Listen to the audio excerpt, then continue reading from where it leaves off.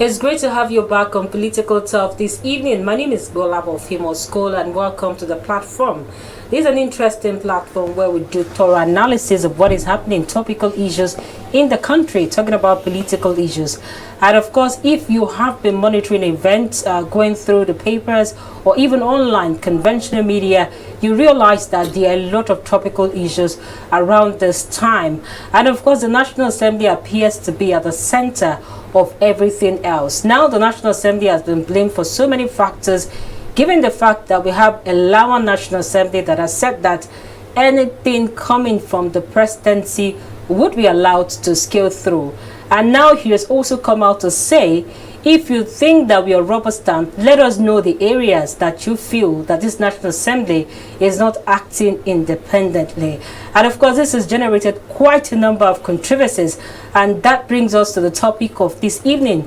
We're actually looking at the 37 billion naira approved by President Muhammadu Buhari to renovate the National Assembly. Now, a lot of people have been talking about this huge sum of amounts being approved by the presidency, especially given the fact that people are saying that because the presidency brought the budgets, 2020 budget to the National Assembly, and there have not been any significant scrutiny. And let's also look at the fact that the presidency came to say he's also wanting to borrow some monies to finance some certain aspect of sectorial development. And people are asking questions. Is the National Assembly going to be approving everything? And some people are already saying, scratch my back, I scratch your back. That's the kind of thing we're seeing. But how true are all of this development? That is why we'll dissect them this evening. And you also have an opportunity to call into the program to actually air your view on this development. But let me give you this breakdown. President Muhammadu Buhari has approved 37 billion naira for the renovation of the National Assembly complex. The amount which is included in the 2020 budget is however not part of the 128 billion naira allocated for the National Assembly for next year. The money is instead part of the 2020 budget of the Federal Capital Development Administration. The Senate President Ahmed Lawan told journalists in Abuja on Monday. Mr. Lawan said there has not been major renovation of the National Assembly building for 20 years, and many parts of the property has become dilapidated. And this people actually quoted as saying, we met the president and it was related to the condition of the complex. He said, the president responded and said he was going to renovate the complex.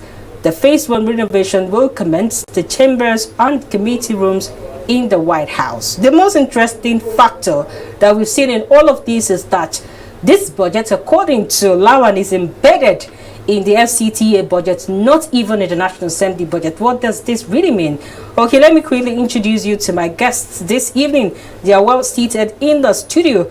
And of course, to my immediate left here this evening, I have Sumbo Badejoko. He is a political analyst. It's great to have you on the platform again. It's great to be here. Good evening. And I also have an associate professor of comparative politics, University of Ilorin, who is a former SSG to the outgone governor of Oyo State, talking about Abiola Ajimobi. And of course, he's a political analyst. It's great to have you on this platform, Bade Ojo. Good evening, sir. Now you're welcome. Former Chief of Staff, not SSG. Oh, former Chief of Staff. I'm so sorry. Yeah. Okay, let's move on to the topic of this evening. 37 billion naira Nass renovation controversy. This has actually generated quite a number of heated debates. If you look online, and of course, conventional media, and even on the streets of Nigeria, if you go to any paper stand now, it's one of the topical issues being discussed. And people are wondering, why will the presidency allocate this kind of amount, approve this kind of amount for just the National Assembly? There's something like a clause that it is very urgent. How urgent is the renovation of the National Assembly, given the fact that there are other sectors that have been begging for repair for a very long time? We talk about the health sector, we talk about even the primary healthcare center, which is integral to the development of our society, to the safety of lives. Now, if we have 37 billion naira going into renovation of the National Assembly, what are we seeing from all of this development? Let me start off with Sumbo. When we talk about the National Assembly complex, it's more or less the symbol of democracy. And I don't think if that structure is to be renovated, it's long overdue. At least since 1999 that we started using it. We've not had we've not heard of it being renovated or a particular amount of money being voted in any of the budgets over the years for renovation. So it's just and it was breaking apart. Let's look at what the complaints are. They said the microphones are not working. The question Nigerians are asking is that, do you need a 37 billion naira to fix all of these anomalies? And they are saying that this money is humongous. We will say the money is humongous because of the billion.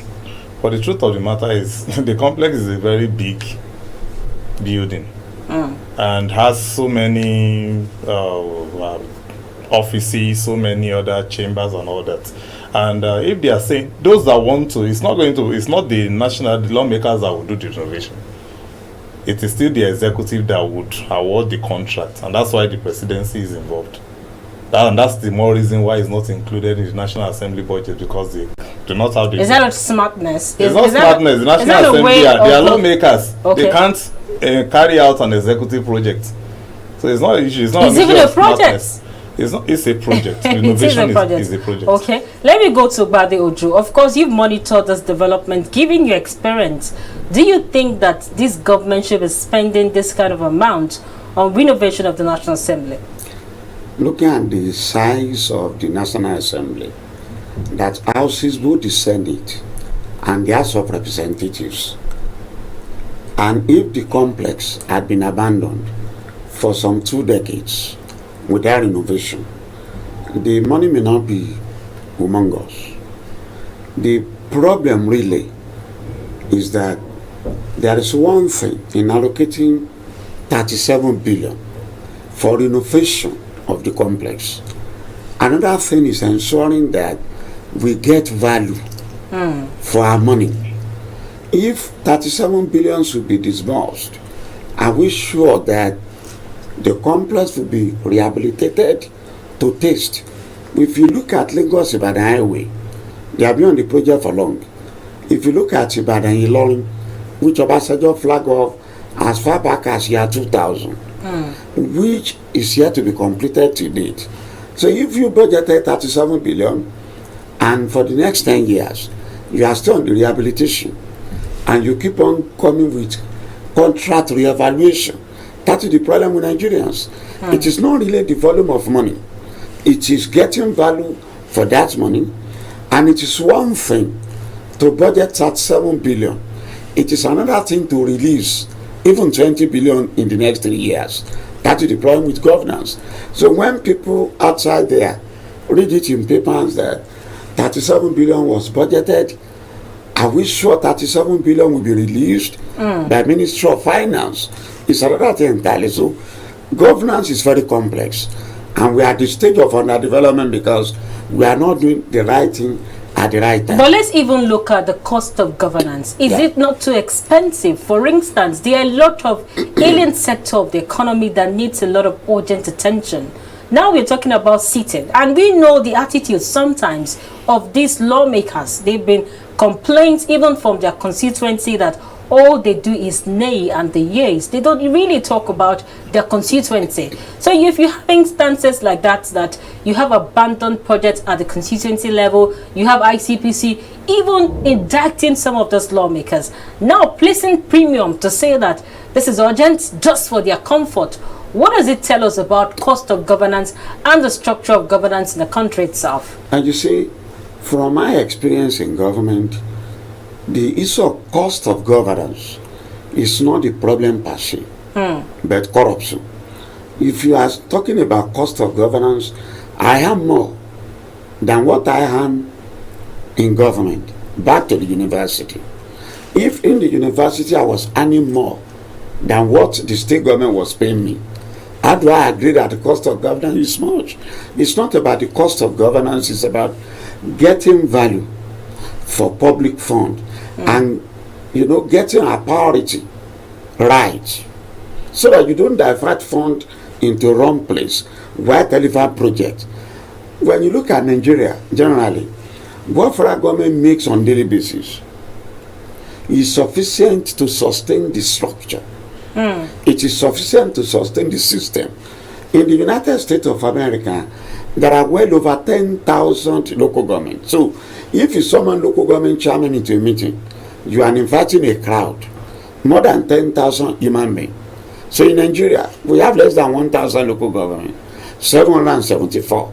So officially, how much does a commissioner earn? How much does a minister earn? Are there no leakages? That is where the problem comes in. It is leakages that we call corruption, larceny. Contracts awarded and they are not executed, or they are not executed according to specification. Government is making a hell of money on daily basis, even from oil sector alone in Nigeria. When you look at the size of this country, where is that money going to? What does it tell us about political leadership then in the country? What you see, this government seems to have commented the problem of war against corruption. In the past, there was nothing like that. Today, the ruling party is working hard fighting corruption, but they are fighting at the top, not from the bottom. Because if you go on the street, we see corruption on daily basis. You go to hospital, you go to university, you go to the civil service, you see bureaucratic corruption everywhere. But they are fighting corruption at the top for political reasons, so that the whole world will see that, oh, 2 governors have been jailed, these have been jailed. But on a more serious note, you can see corruption smelling everywhere. Attempt to renew your driver's license, you will know what we call corruption. Attempt to renew your vehicle papers, you will see what we call corruption. Contact with civil servant, bureaucratic corruption is there everywhere. So the issue is that government is making money, but we are not getting value for the volume of money government is expending on daily basis, and that is corruption killing the system. Let me it come is back not about cost of governance. When you say commissioner, how many commissioners do you have in a state? When you say special advisors, how many of them? When you compare what they earn officially to what government makes on daily basis, they are not the problem, really. Brother, you just said something quite interesting, that it's not like a bottom-up approach. It's like up and down in terms of trying to fight corruption. Is stopped at the top itself. But if you look at the system of governance in the country, vis-a-vis the kind of allocations that even go into some of these expenditures and big projects, capital projects, as the case may be, if you look at instances of corruption, people will say that it's something that trickled down from the top, and it has affected the bottom too. Because if you look at it, they will say because our commissioners sometimes, the ministers sometimes, even the governors, for instance, give room for that, which their followers too also imbibe. Do you also agree that this government has not done an holistic thing when it comes to the issue of accountable governance?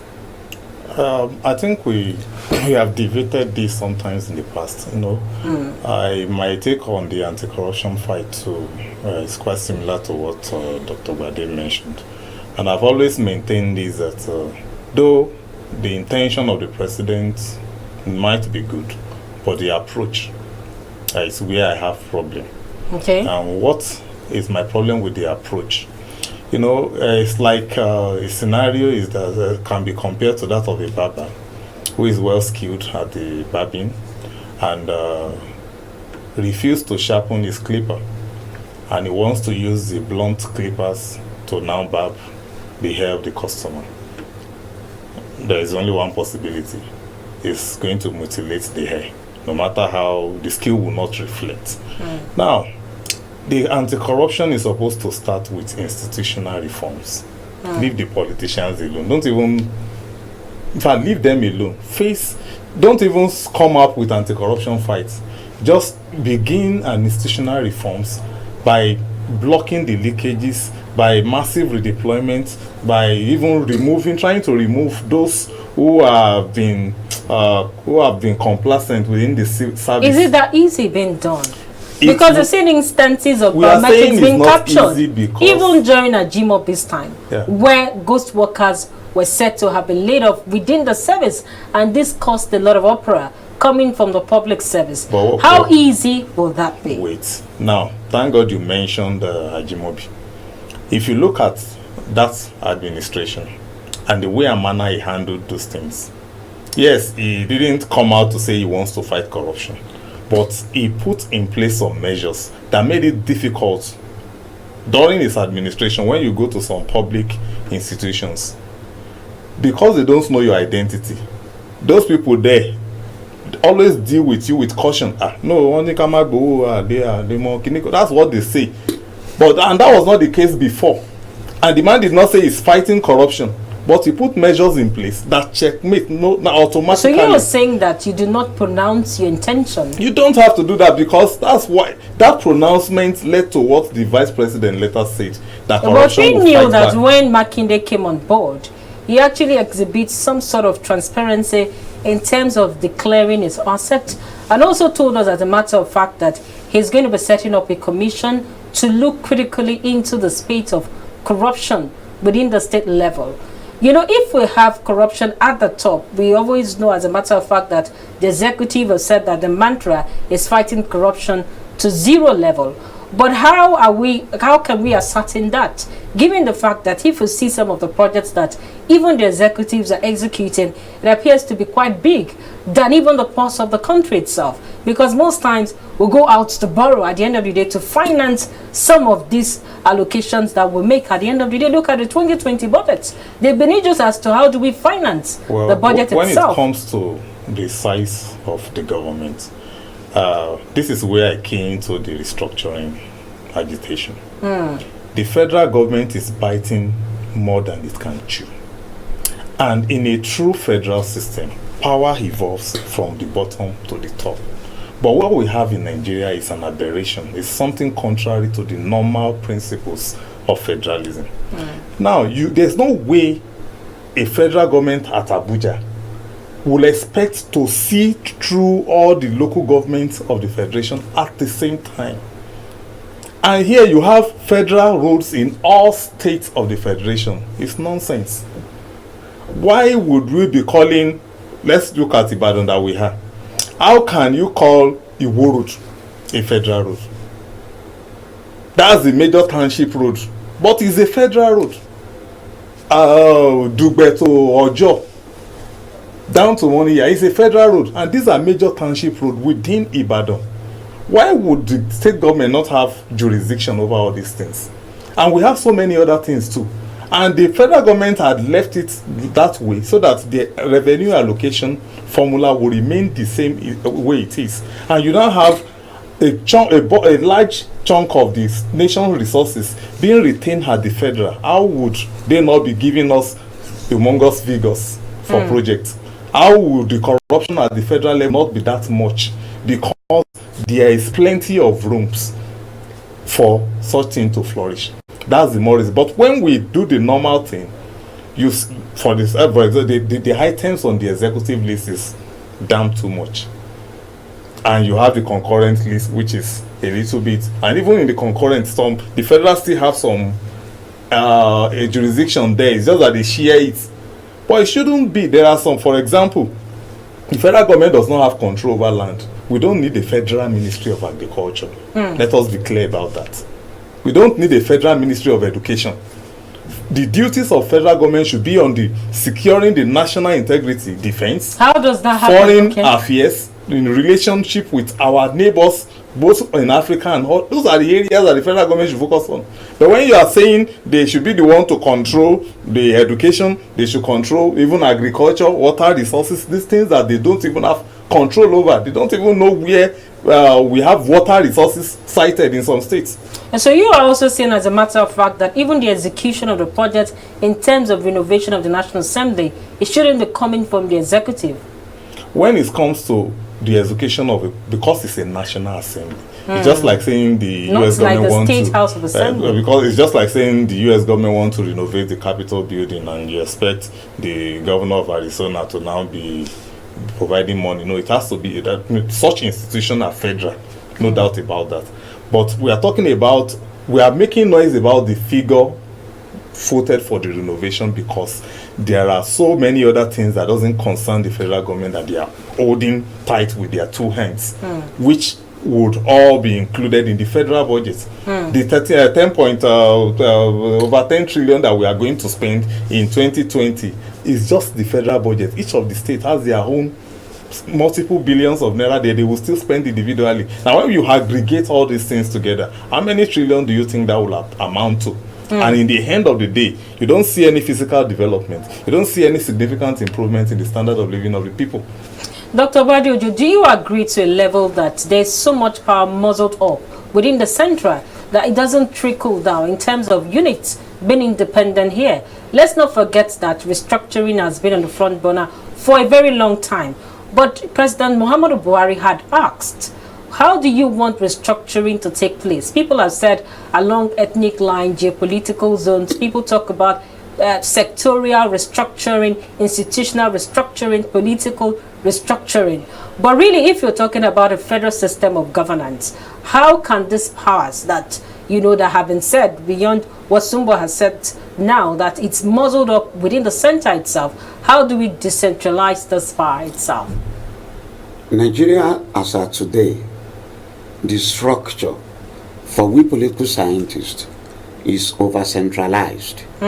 Nigeria operates the only federal system in the whole world where primary education is controlled by the federal government through Universal Basic Education Commission, UBEC, whereas a local government should be able to determine how many primary schools do they desire. A state should be able to determine how many secondary schools do they need, rather than a commission at Abuja. Does the state have the capacity to do that? A state must have a capacity to do that, because if power is devolved and money is, allocated, when you run a federal arrangement that is over-centralized, you devolve power without money that is commensurate for those tiers of government to function. You run into trouble. That is the situation in Nigeria. The governor will have to go to Abuja, cap in hand, begging for money, statutory allocated before they can pay Does salaries. that not say much about the state governors in terms of their ideologies? Because before they came into power or into being, they actually promised during their campaign saying that once they get there, they will ensure that they maximize the resources of their states and ensure that their states become independent beyond Lagos State that has used taxation as one of its tools in making its IGR. How many states actually look inward? Let's even take Oyo State, for instance. Okay. The IGR, in a way, people said is shrouded in secrecy. Today we hear it's been jacked up, and some individuals will say that's just on the papers. How much more do we make, even in Oyo State, for instance? While you were there, what were some of these incidences when it comes to generating revenue? While I was there, state government made effort to benefit maximally from mineral deposit. When you go to Igbeti, we have large deposit of marble. But looking at the federal structure, it's unfortunate that wherever you find mineral deposit, it has been taken over by land use decree. So the state government became very weak in exploiting the mineral deposits in your domain.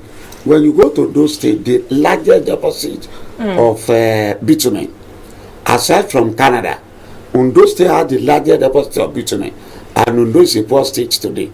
So governors are so handicapped in terms of security, in terms of generating money.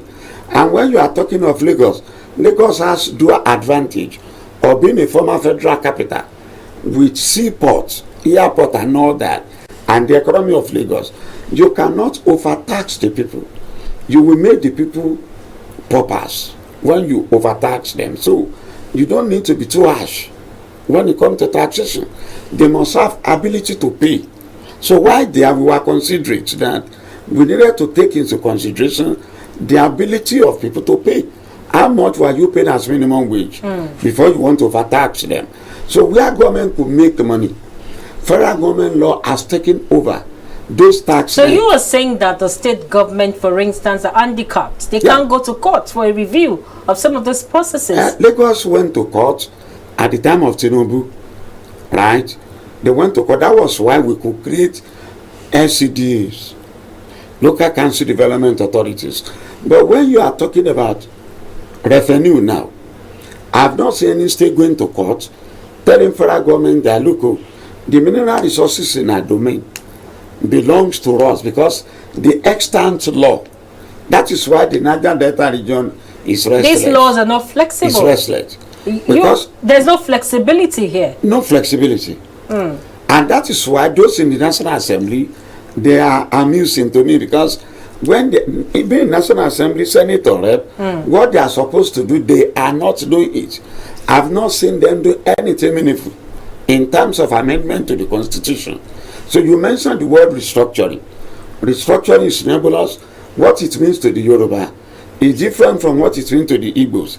It's different from what it means to the Hausa. Should we have divergent view like that? Before you go ahead, Doctor, just to let our audience know that if you need to call into the program this evening to air some of your views, the numbers are scrolling on the screen, but let me call them out again at 08, that's 111 111 4777 841. The numbers again are 08 111 4777 841 for you to contribute on the program this evening. And of course, we're still looking at the 37 billion naira renovation of Nass controversy, as the case may be, talking about the Federal National Assembly. Yes, you were going ahead with the issue of restructuring. They're now wondering that how come we do not have one voice as a nation. We've always talked about unity. Now, if we have divergent view in terms of how we want this country to be restructured, isn't President Muhammadu Buhari right to say that we don't really know what we want when we say we want to restructure? Look at what Afenifere has been saying that the Yorubas have been marginalized for a very long time. The question we want to ask ourselves is that, what is the Dawn Commission doing? What is the Southwestern governors, for instance, what have they been doing? Now you've been talking about restructure and allow those from the Southwest to have a say in the system of governance. Is it just about geopolitical zones here or the national interest? You see, when you talk about national interest in the federal system, it is very difficult. Difficult in the sense that in Nigeria today, we have well over 350 ethnic groups with thousands of languages. In a country like that, there is bound to be divergent views. The Igbos will tell you this is what they want. Those in the Niger Delta will tell you this is what they want. The Yorubas will tell you they are marginalized. The Northerners will tell you that let us maintain the status quo. But ordinarily, it is the responsibility of the National Assembly, those that are assumed to be representing us, either at senatorial level or as representative level, have they gone there to represent our interests? Do they have a functional constituency offices? Are they really connecting with their constituency to know what we desire when we voted for them? When they got there, are they there representing our interest? I did a proposal to some of them recently, those in the Rep and Senate, I did from Oyo State, telling them, I have listened to someone on the floor of the House. You are not sounding sufficiently intellectual. You don't have data about your constituency. Do you know how many hospitals, how many primary schools in your constituency? When you are talking, watching you in National Assembly, you are not talking with empirical fact that you need this for so reason. Why don't you engage scholars to collect data for you so that you can know what when they got it? Is that not the problem? Serious problem. By the time you say that, for instance, these politicians do not have empirical data, as you have talked about, for instance, then why are they there? What happens to the power of recall? Because you as a senator, you as a House of Honorable member, House of Rep member, you should be able to know much about the constituency that you represent, and so that, as a matter of fact, if they lack some basic amenities, you'll be able to push at the federal level. But when this is lacking and you actually need scholars to help you get all of these facts, then why do we have them there, for instance? The issue of recall is that the electorate have voted. Are they sufficiently politically enlightened to know the constitutional provision of recall and how to make use of it. Don't forget that in Kogi State, there was a time effort was made to recall Senator Dino Melaye. The effort failed because it was more political than reason. So our democracy is still very young, and we have to keep on talking to them. The media has a role to play like this in telling them that they must know why they are there, right? And the money they are collecting, what is the percentage of that money that goes into research from their constituency? Today, they don't know how many gallons of water we require to function in Oyo State. They don't know megawatt of electricity. If South Africa is generating more electricity than Nigeria, and the total population of South Africa is barely 50% of Nigeria, then you see the problem. Serious problem. So it's like they are there already. The intellectual input they require, they are either timid or shy of seeking intellectual support. How many senators have scholars working for them? How many of them in the House of Representatives have scholars working for them? They don't have data about their constituency. Okay, before I go ahead to ask you about true representative, are they true representative of the people? Let me just call out the numbers again, just for you to write down or call us right about now. The numbers are 0811, that's 11-477-841. And of course, the numbers again are 0811, that is 11-477-777-841 for you to contribute this evening. And of course, remember to turn down the audio level of your TV set. You know, when you talked about the political aspect of actually recall has been one of the underlying factor that it has become difficult for people to recall. Let's also look at other factors. Are these people viable, independent minded in terms of saying that I want to take this decision without being cajoled or compromised? We've seen during the last elections where people allegedly sold their voters card just for peanuts. When you have instances like this, do we only talk about politics or the intention of those who even lead these people, who claim to be representing them? Are they truly the reflection of those that should represent them in the first instance? The fundamental problem, unlike in few other African countries, is that literacy level is still very low. When you look at 2019 general election and you compare the percentage of void ballot, people that could not go to the polling unit and vote properly, voided ballot, the margin was scandalously high. It means if Nigerians could not make use of their ballot paper, look at party logo and vote without the ink getting into the emblem of two political parties simultaneously, it's a serious problem. So level of political enlightenment is still very, very low. When you talk about recall, 90%, 70% of electorate, they have never heard of it. It's like you ask Nigerians, even university graduates, have you ever read the Constitution in your life? Do you have a copy of 1999 Constitution? Have you ever read any section for you to know whether your right have been trampled upon or not? So politicians are happy that Nigerians are politically, weak, that Nigerians are not sufficiently politically enlightened for them to know their rights. Politicians, they cash in on that weakness of the electorate. That's a fundamental problem. So we need to ensure that we educate the voters, the electorate, for them to know that when they are voting, they should vote for the right person. And the right person is the person promising what he had the constitutional mandate on. Not someone going into the House of Assembly and promising you good road, promising you water. The function of the executive branch of government, right? So most of them are there promising what they are not supposed to do constitutionally. The primary responsibility of the parliament is to enact all enactment, making good laws for our society. What are the good laws they have made now that we can see? None. They are there fighting for the allowances. They are there fighting for their money without basic information about their constituency. And that's a huge one. Let me come down to Sumbo. looking at some of the things that Dr. Wadiojo talked about in terms of personal interest coming from our lawmakers here, if you look at the murky waters, like some people will call it murky waters of politics, now we look at our electoral process, you find out that when you look at the ballot paper, people have complained over time that you have more than 20 logos, which is quite very confusing for people to identify, because now pictures are not going to be there, just the logos of these political parties. You know, shouldn't the National Assembly be concerned more about our electoral process in terms of getting it right? Now they are fighting for how they can be comfortable speaking loud.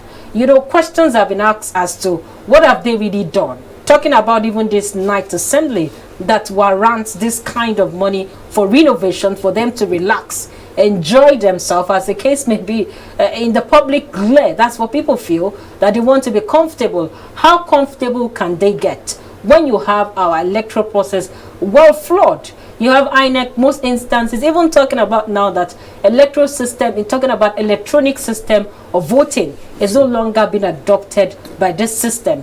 Shouldn't the National Assembly be more concerned about all of these factors? Well, the National Assembly should actually be more concerned. But when you look at them individually, and you look at the existing nature of the polity, you have the whole system being monetized. And because of the huge amount of money involved in the process of their emergence, and we don't... You're talking about even the party tickets now. Yes. So actually vie for a particular Party senatorial tickets, district cost or of representative. advertisement, the amount they have to spend in mobilizing people to rallies, the amount they have to spend in the sending out people to sensitize. You know, when they look at this whole thing, they place the cost side by side. Okay, if I have to now spend this amount going one-on-one, and if I have to just wait and spend half of it buying, giving to people on election day, these are where the vote buying thing comes from. But this is where I would bring in the civil society now group.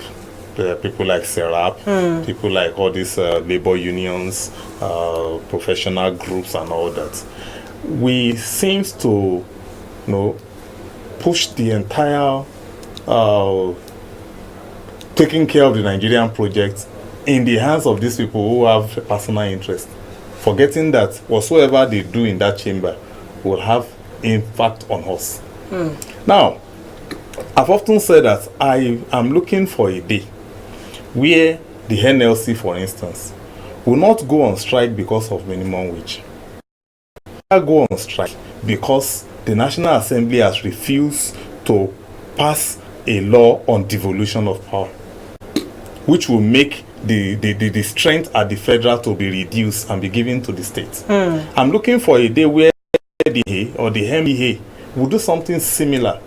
I'm looking for a day where the Nigerian... You are also saying that even the pressure group too, they are not playing their role. interests. Yes.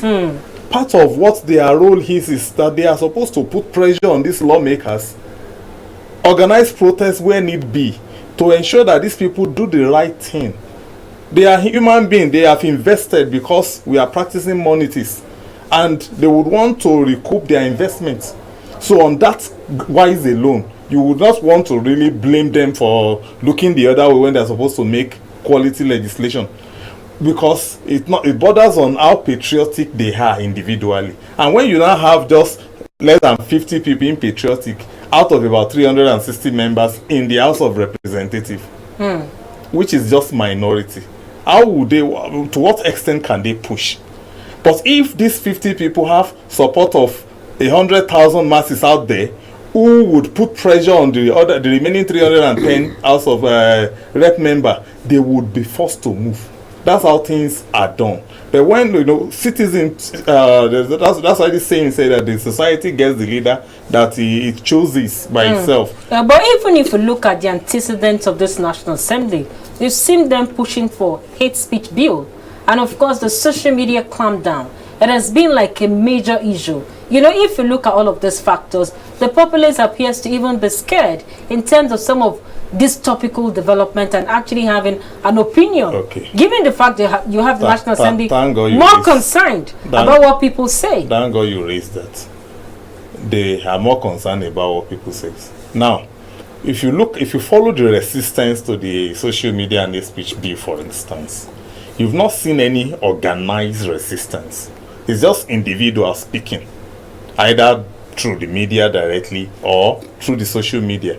We've not really had any organized thing like besieging the National Assembly, organizing a sit down, barricading their way into the place, or ambushing them and mounting a siege on the assembly. But let's look at what happened to Showere. You know, if you look at instances like that, will Nigerians be ready? Don't let us bring Showere issue into this one. Okay. Showere's case is just a case of how an average Nigerian thinks, and that's why we are not organized. You understand? So you are also saying that when the whole thing was that started, Revolution Now protest that he wanted. He did not consult people before he even is planning it. It's even wrong to do in an election year, which an election has been conducted. We're not giving the newly elected government any chance to kind of address what you are agitating that should be changed. So it's a very is something that you will know that there is no intellectual consult. You know that these people, the set of people they didn't do serious thinking before even planning, and it wasn't even well planned. If you want to plan something like that, you wait till like 2021, and it will be targeted at 2023. It will make more sense. People like us will key into it. But when this one was being said, I opposed it vehemently.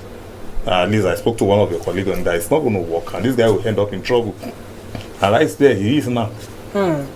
So looking at all of these factors in terms of the renovation, before we move to our next issue here, what do we make out of all of these instances, and what does it tell us about sincerity of governance in our country itself? And the serious problem is the fact that there is a legitimacy crisis. Legitimacy crisis in the sense that there is a proposal in the budget as much as 37 billion for renovation. And Nigerians are now making noise about it, that money is too much risky. The experience of Nigerians in the past is that when you make such budgetary proposal, how are we sure that we shall get value for our money? That's a legitimacy crisis. If in the past, when such provisions were made, and you could see what happened, I have cited the case of Ibadan since year 2000, that Obasanjo flagged it off. What has happened to Ibadan Highway? 18 years. You see, up to this evening, the road has not been completed. And you look at year 2000 to date, and the president went there to flag it off. So are we sure that releasing 37 billion in the next 1 year or 2 years, National Assembly complex will have been renovated? That is one. Number two, going by the level of poverty, excruciating poverty in the country, Nigerians are asking questions. Is that our priority now? When people cannot get 3 square meals a day, when graduates are coming out every year, no job.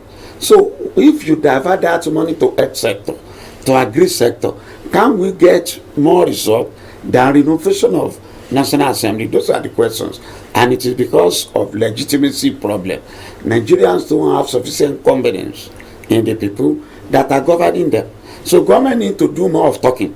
It's like when government was talking of, and you come up with an idea of going to borrow money. And Nigerians ask, why do we need to be borrowing money every day? Why do we need to go out there every year borrowing money? The question is, they have not explained to us to justify why they must borrow that money. And if the money is borrowed, what do you want to use it for? Is that our national priority for now? Those are the fundamental questions. So government is not talking enough. Government need to explain issues. When I was in government, even with the Ruga, at the point in time, you came up with information commissioner. I was actually talking in Yoruba, talking to people, explaining issues. When government doesn't talk much, and you are harassing people, talking about hate speech, you are intimidating people, there will be such problem. Government can budget money for anything. The issue is that, are they ready to do it? Can we see it done? Those are the questions. And those are rhetorical questions. Yeah. Okay, what are some of your patent shots on this particular issue? Like Doctor has said, the main reason is, in addition to legitimacy, I see lack of trust on the part of the masses. And confidence too, yes, somehow. And, I know they had it initially, but they lost it along the line due to their mistakes, which they failed to correct. And when people see the same people making the same mistake over and over again, of course they will get frustrated, and that's the reason. It's not that the National Assembly does not need renovation. It actually do, because it's for a very long time the same facilities are being used and they need to be replaced. Some of the things need to be upgraded to the current present standard and all that. But priorities, is it the right time? And that's why I agree with Dr. Ojo that even the National Assembly themselves should not leave that role to the executive alone. They too should come out and tell the people, if possibly, allow the press to move around the facilities and show them, see, this place is leaking, see, this condition is no longer working, see, these microphones are not working. When people take a tour, of course, the media would be able to help in bridging that gap of lack of information. Okay, gentlemen, we just have to move to our second discussion topic, and now we're talking about APC. APC is back in the news and always in the news, given the fact that they are the ruling party. And now they have pardoned the likes of Akeredolu, Okorocha, Amusan, and others. And of course, we knew that some people said it was much more trivial for the APC to have suspended them then. But now let's look at this. Nigeria's ruling All Progressives Congress, APC, has pardoned 5 of its key members suspended months ago. The Ondo State Governor Rotimi Akeredolu, S. Ogun Governor Ibikunle Amosun, S. Imo Governor Rochas Okorocha, the Director General of Voice of Nigeria, Osita Okachuku, and the former Minister of Niger Delta Affairs, Usani Uguru, were suspended in March by the party's National Working Committee, NWC, for their engagement in serial anti-party activities in the build-up to the 2019 general elections. The NWC of the APC at its meeting at the party secretariat on Monday lifted the suspension as part of its move to end the lingering crisis within the party. The party is currently battling to douse tension in Edo State, where the party chairman, Adams Oshiomhole, is engaged in a battle for supremacy with his political protege, Governor Godwin Obaseki. Through the suspension, our party has shown the capacity and willingness to implement its own rules and enforce discipline when there is an infraction. Quite interesting time. But let me start off with Dr. Bariojo, because you are on this table, given the fact that you were a particular political figure under the APC government. A lot of people have talked about this political party, that it is not really democratic in most of its processes. And of course, the man at the center of all of this controversy has always been Adams Oshiomhole. And now he has a major issue coming from his state. What do we make out of some of the activities of the APC? Is it different from what we had before in the past? You see, the fundamental problem with our major political parties is lack of internal democracy. When you look at the characters that were suspended, they committed similar offense. Ibikule Amusu, the problem was that of lack of party discipline. In the sense that party loyalty, if you had primary election and your candidate was not elected and you were supporting another candidate in another political party and you remain in APC, no, it is indiscipline, disloyalty to the party. When you look at Okorocha, his candidate was his son-in-law. He wanted to impose his son-in-law as governor of Imo State. The bid failed flat. Then he asked the boy to go to another political party. He funded and supported that candidate in another political party while he remained in APC. That is unacceptable. And that is not the way party politics should be played. What we call party discipline, party supremacy, you should be able to abide strictly. So you are saying that the APC is right to have suspended them? Yes, APC was right. When you look at the case of Ambode in Lagos, he was denied second term ticket. The man did not move to another party. Neither did he work. No, but for people are another saying he's candidate. being winch hunted now. No, for whatever the reason may be, he pretended to be loyal to APC. He did not move out of APC. What kind of politics is being played within the APC? What makes it different from the PDP? Because people have said that there are a lot of instances that they cannot differentiate the progressives from the PDP. And the issue is that politicians are the same. Political parties are the same. Today in Nigeria, we don't have statesmen, we have politicians. So their behaviors and character is the same. Until we graduate to a level that we have people that are really loyal to the country. When you are desperate about public office, APC could not have but have such problem, because when you are given the tickets of the ruling party, it is as good as you have been elected. So politicians were desperate within the party to secure party ticket with money, with violence, with whatever, with vote buying. You see, buying the delegate to vote for a particular candidate. So when that candidate secure the ticket, he behaves as if he had been elected by the electorate. So you can expect that in the ruling party. When PDP was the ruling party, it was the same too. And wherever the principle of party supremacy, party discipline is not very firm, you cannot but have such experiences. But the bottom line is that internal democracy, in terms of 4 of you want to be governor, go and campaign to delegate. Now let's go to the field. Let members of the party vote and see who has been elected. It's not there. You see the godfathers here and there. You see money bag here and there dictating what to happen. That is where political parties have been having problem. Serious problem. Very serious problem. Let me come down to Sumbo, because our time is fast spent. Do you see the APC more or less like a true Democrat? Let's even start with the antecedent of Adams Shomele. What is presently doing in Edo State? Is it encouraging? Now let's look at the change factor.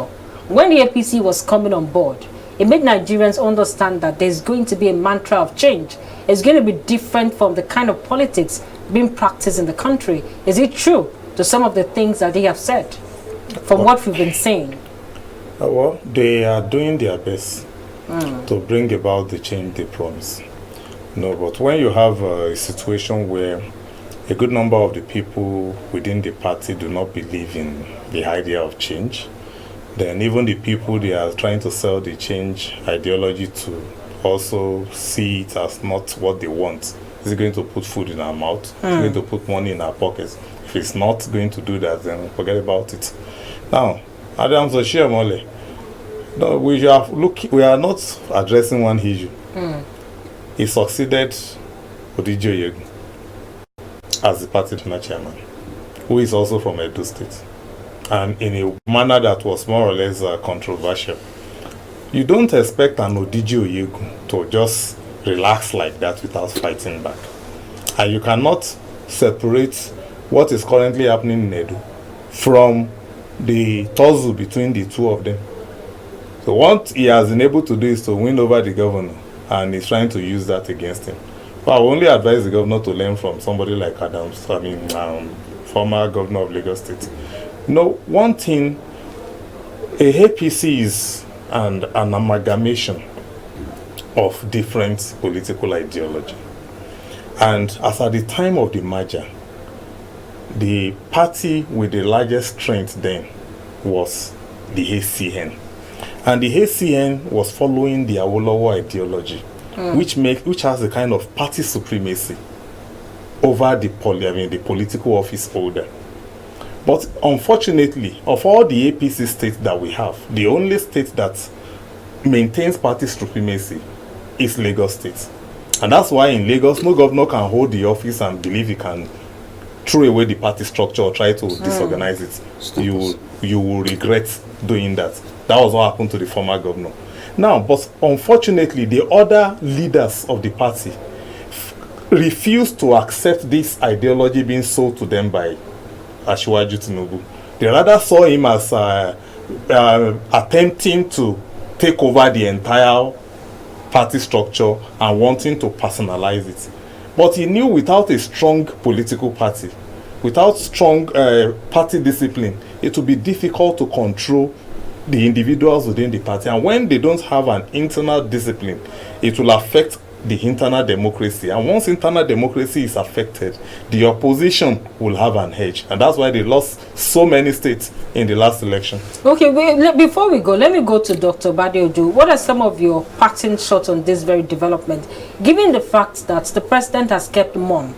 Well, we knew what happened during the last elections, where Ibikule Amoson appears to have his own candidate, and of course under another political party.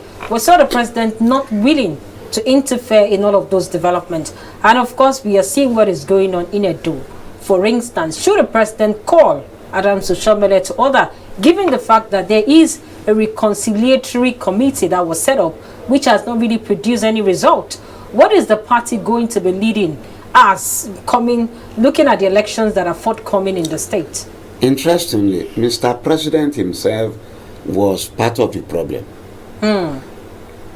Buhari went to Ogun State during campaign, and he said it openly that vote for me, and for governorship election, vote for any candidate of your choice. So he's not a true party man. He's not a true party man. A true party man ought not to have said that, because you are an ambassador of your political party. You don't have to be so politically selfish that vote for me as a president, but for governorship election, vote for any party, any candidate of your choice from any political party. Whereas you are campaigning for yourself and for other candidates at lower level. If you are a sitting president and most of the states will go to other political parties, you are a sitting president, majority in the Senate are from other parties, how do you use the party to implement the manifesto of your party? So Mr. President himself is not a good party man. He was part of the problem. I think because of his background, military background, which has turned out to be a liability. If he were to be a thoroughbred politician, he could not have said that. And that is why APC is having the problem he's having today. Okay, quickly, let's take Sumbo's pattern shot on this, because we have to go. Our time is fast spent. Yeah, well, I think the party leadership should focus more on party discipline, and they have to now know the kind of people they bring on board. I must say thank you so much, gentlemen. I've been speaking to Dr. Badeojo, and of course he's Associate Professor of Comparative Politics at the University of Ilorin. Thank you so much for being here. Thank you very much. And of course I've been speaking to Sumbo Badeojo, a political analyst. It's been a pleasant evening. To enjoy the rest of your day. My name is Bolabo Famous School. Bye for now.